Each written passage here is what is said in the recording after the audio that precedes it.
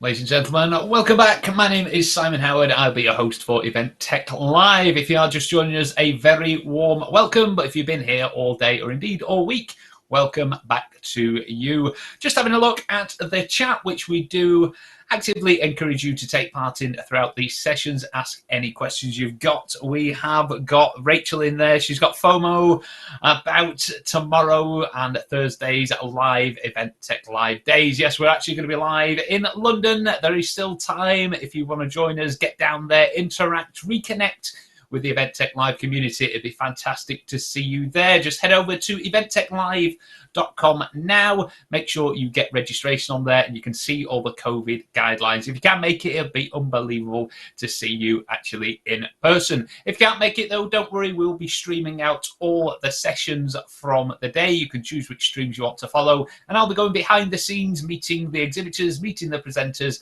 and hopefully keeping you all in the loop of what goes on down at Event Tech Live if you can't actually make it. But for now, though, here over on the main stage, we have got using Spotify as part of the marketing funnel to drive event registrations and ticket sales. And to introduce this presentation, I'd like to invite Carl Winter from MCM. Hello, Carl. How are you? Very well, thank you. Excellent. Good to have you on board. I hope you are prepped and ready, sir, because the floor is now yours. All good, thanks very much. Hello, and welcome to my session where I'm going to explain how to use Spotify as part of the marketing funnel to drive event registrations and ticket sales. Before we get started, I think it's important to give you an idea of what I'm going to cover and hopefully, fingers crossed, what you'll learn. So the aim is to show you the different tactics you should use to capture your audience by targeting them on the channels they use the most. And we'll go into this in a lot more detail later on. We'll look at each channel and where it's best used in the funnel, as well as how Spotify could be a great addition and hopefully one you've not thought of. There will be sufficient time at the end for any questions. I think we're going to be allowing sort of 5 to 10 minutes, so do feel free to ask away. So just a little bit about myself before we get started. I'm Carl, the Digital Marketing Director at MCM, so I definitely don't work for Spotify, just to confirm that.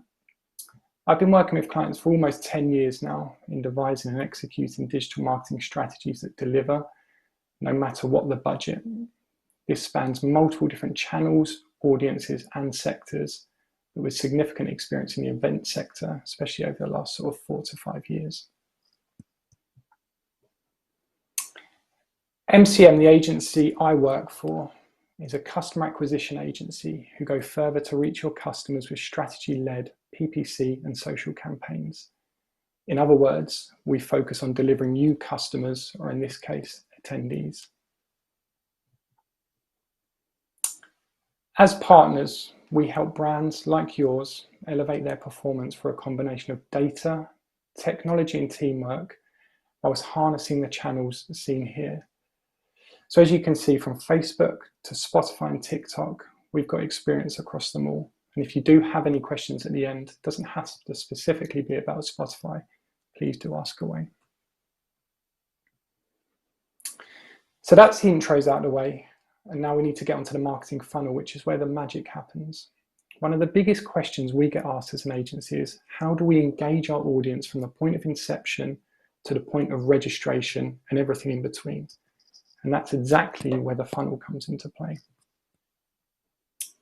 With 3 stages, the funnel covers awareness at point 1 on the graphic, consideration at point 2 on the graphic, and conversion at point 3 on the graphic. What we look to do is to use digital to feed users through this funnel, utilizing different channels at each stage to reach the ultimate point of conversion, which is the Holy Grail. Each channel will be better served at different parts of the funnel, and the absolute key here is to use the right channels in the right phases for maximum success. So to start, we have awareness. The awareness phase is at the top of the funnel. The users here are completely unaware of your event or your brand, and they're considered a cold audience. We'll talk about that a little bit more later as well. The content used in the awareness phase should be informational with a soft CTA, which is a call to action. So something like find out more or learn more, etc. This is likely to be the first time that users have encountered your brand, so you certainly shouldn't be trying to sell to them in the awareness phase, and that's absolutely crucial. The objective of this phase is to warm the audience and to build audiences for future phases, not to aggressively sell, and that's something I'm just going to continue reiterating in this part of the phase. The channels that work fantastically for awareness, as you can see here: Facebook, Instagram, Twitter, YouTube, Google Display, and Spotify. Again, just to reiterate, we're not looking for registrations at this point. What we are looking for is awareness and traffic. The metrics we judge ourselves in terms of success on here are impressions, how many people have seen your adverts; clicks, how many people have not only seen it, but how many people have clicked your advert; click-through rate, what's the percentage of people that have seen versus the percentage of people that have clicked; and cost per click, how much is each one of those clicks costing you. Naturally, at this stage of the funnel, you'll want to be driving that traffic and awareness for as cheap as possible. Secondly is consideration. The consideration phase is all about education and engagement. At this point, users are familiar with your event and they're potentially interested, but they will need to find out more to convert. This phase of the funnel includes users that have attended or inquired about your events in the past, making them a bit more of a warm audience. So the way that you speak to them, the messaging does have to differ in this phase of the funnel. Here you can feed users a lot more information about the benefits of attending your event, and even instilling a sense of FOMO, fear of missing out should they not attend. Messaging can be more direct in the awareness phase. So that's the real change here between awareness and consideration. You'll see that the channels are similar. It's just the messaging and the directness that changes. And in terms of the metrics, things we look at here: clicks, lead generation, and potentially content downloads. So finally is conversion. And this is where the benefit of the first two phases really start to take effect. When we say conversion, what we mean is a user taking a valuable action as defined by you. So in this case, registering. This is where the user makes a decision to purchase a ticket. So you'll need compelling messaging here, and testing and optimizing will also be crucial, more so in the conversion phase than anything else. It's in the conversion phase that we utilize the audiences that have been built in the previous two phases that we discussed. So those two phases aren't wasted. We use those in order to retarget in the conversion phase. An analogy I use here is when purchasing a new shirt online. You may have shopped for a new white shirt one evening, similar to one that I'm wearing, only to be reserved ads every single evening when you're on the sofa, on Facebook, on Instagram, etc. You're seeing that same shirt being served to you. The shirt's essentially haunting you. This is you being retargeted. The advertisers attracted you in the awareness phase. They've got you to click, they've captured your cookies, and now they're trying to push you over the line and get you to convert by serving you the same shirt until you purchase. It's no different when we're talking about events and the process we're following here. At this point of the funnel, users are aware of your brand and the specific event, so you can now use more direct sales-led messaging, things like register now, buy now, book now, etc. But you do need to be clear as to what you want them to do. Tell the audience what you want from them. The metrics we focus on in the conversion phase is quite simply conversion rate. Here, we're not concerned about the number of clicks or even the cost per click, but the rate in which users are converting or registering, if you like. You'll notice the channels utilized at this stage have changed somewhat. We've lost Twitter, we've lost YouTube, we've lost Google Display and Spotify, and LinkedIn's entered. At this stage of the funnel, LinkedIn will be your biggest weapon and where the vast majority of the spend should be aimed. That's a huge recommendation moving forward. LinkedIn has superior targeting options when compared to other channels, and you are able to get in front of the decision makers like no other channel out there whatsoever. LinkedIn does come with a high cost per click, so each time a user clicks through on one of your ads, it does cost you significantly more than on other channels, but due to the conversion rate, the fact that it's exceptional, it's certainly worth paying for. So now we understand a little bit more about the funnel, onto Spotify specifically. As you saw from the previous slide, Spotify sits at the very top of the funnel, offering you the opportunity to grow awareness of your brand and events. And the key word here is awareness. That's really, really, really important to remember. Boasting a huge 365 million active users worldwide, Spotify is one of the biggest music streaming services in the world. It's actually the free version of Spotify that gives advertisers the opportunity to be heard.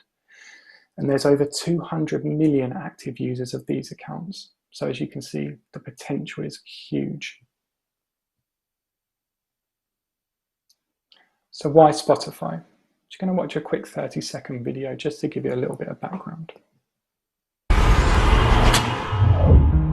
I've been posing with red skies, retweeting picket signs. Man, I guess I was scared. Feet don't fail me now. So Spotify is genuinely a channel I'm hugely excited about sharing with you, and one that I think could do wonders for you no matter your budget, and that's the key. As it sort of touched on in the video there, we live in a sound-on world, and when the pandemic has unfortunately accelerated this, but in Spotify's case, fortunately. As work from home became a necessity, so did the need to access music, radio, podcasts, etc. We're no longer working in a busy office environment, or most of us aren't. Most of us are just in our kitchens, our bedrooms, or like me, just in a spare room. So the need for some type of company through things like radio and podcasts was an absolute must. This huge amount of reach potential leads to excellent cost-effective awareness. Still relatively new as an advertising platform, Spotify isn't flooded with competition. This means the costs yet haven't reached the heights of some of the other well-known platforms that we sort of talked to a little bit above. Awareness building has always been about following the eyeballs, or in this case, the eardrums. So it's a case of being where your target market is. And as we've seen by the numbers, they simply must be on Spotify somewhere. Something that Spotify offers that other channels can't quite as well is the opportunity to target your audience on the go. 51% of Spotify's audience comes from mobile devices, so this, combined with the clever targeting options, means you can reach them when it matters most. The main attraction of Spotify is that implementing the ads are quick, easy, and most importantly, cheap. You don't need thousands and thousands of pounds to run Spotify ads. You can get started with a budget as low as £250, and the voiceover ads are even produced for you for free by Spotify themselves. All you have to do is write the script, which, to be honest, that's the fun part anyway. There's a handful of different ad options, but the one we've had the most success with, and probably the ones that you guys are more than aware of, are the audio ads, which are the most widely used on the platform. Audio ads occur when Spotify plays audio announcements between songs lasting between 15 and 30 seconds. My recommendation would be to utilize this time to the fullest and use the full 30 seconds. Being a user of free Spotify myself, users like myself become accustomed to consuming ads in between listening. Essentially, it's the price we have to pay. As an advertiser, you also get the option to add an image to the physical advert. So if a user likes what they hear, you can encourage them to click through to a specific landing page, thus driving not only awareness, but traffic as well, which is an added bonus.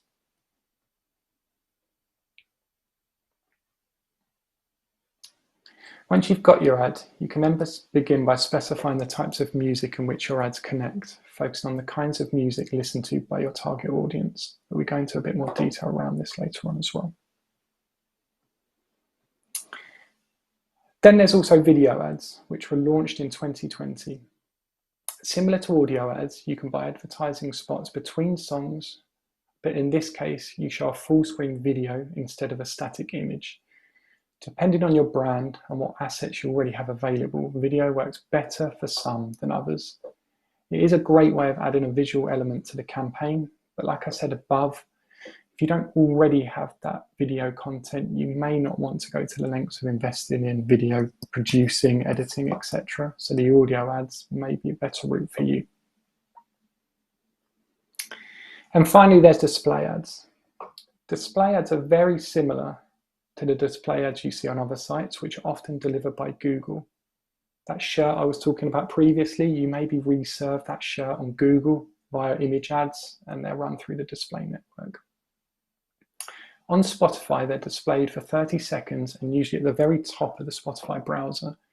And due to Spotify's intelligence, the ads aren't overlaid or distracted by anything else, which is a positive. In terms of the user, they can then click through on the display ad and it will take them through to a specifically chosen landing page. Again, not only driving awareness, but also driving traffic. Like other platforms, Spotify does offer effective targeting options to reach the right audience for your events. So how does that work? Targeting options start with basic demographics such as age, location, and interests through to genre targeting. Still a relatively new ad platform, it's evolving all the time and new ways of accessing your audience are constantly being launched. For example, you can now target users when they're listening to specific artists, when they're working out, or even in between podcasts. Through the platform, you're able to target most locations around the world, including Brazil, India, and Indonesia. We've just run a handful of tests with a client which has discovered that the cost of media in Brazil is extremely low. Really useful context for them to have for future campaigns. In fact, something that they've actioned by removing a lot of their budget out of other awareness building activities and pushing it into Spotify. You're also able to upload postcodes in bulk if you're looking to reach specific areas of the country for that awareness building. Maybe your event is in the Northeast, for example, something that would be perfect for that. Along with that, you're able to target users based on their age and also their interests. As you can see from the graphic, if you know through persona work, which we will talk about a little bit later, that your audience has an affinity with science and medicine, you're able to target them on that basis. It's this layered targeting which can be extremely powerful. Here we're talking about age, location, or as specific as postcode, as well as interest targeting. That's where your audience becomes more and more relevant and the campaign becomes more and more effective. Spotify also has some unique targeting options that are only available thanks to the data they get from the actions users take within the app. One of these is real-time context, which allow you to target users as they're doing something. This can be extremely powerful and can allow you to tailor your ads to specific real-time events, as shown here. The message could be potentially tailored if you know they're working out or they're cooking dinner, for example, so hyper targeted. You're also able to target users by the genre of music they listen to. So if you've already built out your personas, you're able to expand this to include the types of music they would listen to. Again, like the comment above, it's the layering of the targeting that delivers the results. So here, we're not only talking about age, location, and interest, but now we're bringing in real-time context and music genre as well. As mentioned a few times throughout the session, personas are key when embarking on a digital campaign. This research will show your audience interests and behaviors, better enabling you to target them. And without this, I'm afraid you really are stabbing in the dark. Using this example here, George is a data manager and uses Facebook, LinkedIn, Instagram, and Spotify, which is nice and convenient. George has an interest in traveling, technology, and cooking, and listens to business podcasts and commuting-related playlists. Simply knowing this information helps you understand how to target George, what to say to him, and what time you should be saying it to.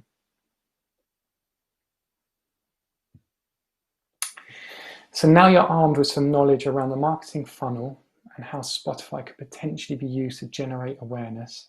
Let's look at how powerful Spotify ads can be. Spotify is something that we use as part of the marketing funnel to grow awareness for a client of ours, Festival of Marketing, which is a popular marketing event. For spend less than £400, we reached 37,000 users and achieved over 300 hours of advert time, which was huge. We created scripts specifically for the UK and the US market to help with engagement, and this achieved a click-through rate of over 1%, which actually beat Google Ads. With the spend of £400, we were able to achieve a frequency of just over 1, which means that everyone that we were targeting heard the ad at least once, which was a huge success for the campaign. What we're going to do now is just listen to both the UK and the US version of those scripts so you can get some context. Inspirational, thought-provoking, and epic. Festival of Marketing is going digital for 2020. Shape the future and explore the biggest issues facing the marketing industry right now. With Richard Curtis, Ella Mills, Mark Ritson, and experts from brands like MasterCard, McDonald's, Unilever, Patagonia, plus plenty more. Tap to discover festival's unrivaled speaker lineup. Get your pass to be part of an experience like no other this 5th to 9th of October.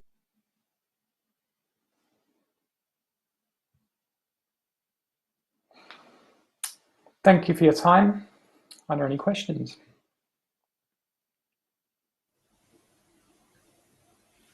Thanks so much, Carl, there, and really, really interesting stuff. It always baffles me, the funnels when you start off right at the top there, and I think that is a really actual interesting platform that many people just won't have thought of. Now, apologies, there were a couple of glitches just to the stream in the middle there, so if you have missed anything or you want Carl to revisit anything from that, just drop your questions in the chat now. Cal, I've got a question. Is there any sort of specific industries in particular, just from your experience, that have been using Spotify that have done better or worse in particular, or is it sort of a universal tool across the board that's doing very well at the moment? It really is a universal tool across the board. So it's a case of looking at the targeting options that I spoke through and trying to match those targeting options with your target audience. So we've used Spotify with clients of all shapes and sizes and all different industries, and there has been huge success in driving that awareness across them all. That is absolutely fantastic. And just out of interest, have you been keeping up with what's been going on at Event Tech Live this week? Have you seen any of the other sessions? Yeah, we've been keeping up. We've been doing some of the other sort of networking sessions and things as well, which has been excellent to meet new people and talk about different things. So yeah, it's been fantastic. That's really good to see you engaging with the community as well. And will you be attending the live days this week, or are you just staying virtual for now? Yes, yeah, we will be attending. So we'll be there on Thursday, but we're also doing an awful lot more virtually as well throughout the week. Brilliant. Can't wait for that. Just so our audience can know a little bit more about you, just outside of the sort of workspace, just from a tech perspective, because obviously this week is all about technology. Do you have anything you use in your life that you absolutely love from a tech perspective? Is there something you can't live without? Something I can't live without from a tech perspective, probably now my Apple Watch, which sounds crazy because 6 months ago it would never have been the case. But yeah, now I'm a slave to my Apple Watch, unfortunately. That's it. They've drawn you in like they do with many. Completely understandable. Fantastic. So we haven't got any more questions now, but as I say, I know there was apologies again. There was a little bit of a glitch in there. So if you have missed anything and you want to get in touch with Carl, like you said, he's in the networking sessions. He's going to be live as well in London with us on Thursday. And if you want to connect on the platform, please feel free to do so. But Carl, brilliant stuff. And thank you very much for being part of the Event Tech Live 2021. Thanks for having me. Thanks very much. Brilliant stuff. There we go then. Hope you found that session useful and enjoyable as well, and you've taken something away from that. So we're going to take a short break now. We will be back at 3:15 for your next presentation. So We might have a tech demo. We're going to have a few adverts in there as well, but we're going to have another tech demo to keep you entertained. But again, keep checking out what is going on for the rest of the day, or indeed the rest of the week. And we'll see you back here ready for breaking down language boundaries and unleashing the true potential of your community at 3:50.